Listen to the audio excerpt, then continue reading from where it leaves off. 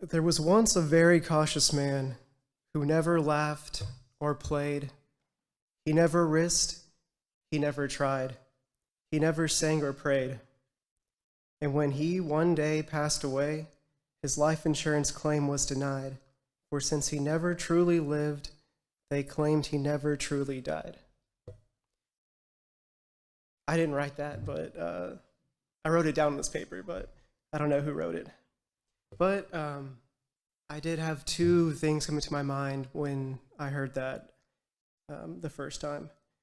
And for application for this, are we truly living? Something we all need to ask ourselves. And then the second question, what are we living for? And I wanted just to take a few verses out of 2 Corinthians chapter 5. 2 Corinthians 5, I'm going to start in verse 14. For the love of Christ controls us, because we have concluded this, that one has died for all. Therefore all have died, and he died for all, that those who live might no longer live for themselves, but for him who for their sake died and was raised. And then for the sake of time, I'm going to skip down to the last two verses, starting in verse 20.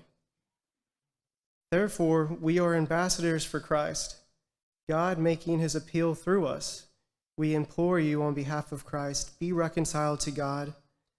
For our sake he made him to be sin who knew no sin, so that in him we might become the righteousness of God. I guess if I had anything additional to say, I don't know. I don't know what else I could say. I think it speaks for itself. But with that verse in mind, this time has been set aside for anyone who has spiritual need, who needs to be reconciled with God. And at this time, if you have any need, let us know now as we stand and sing.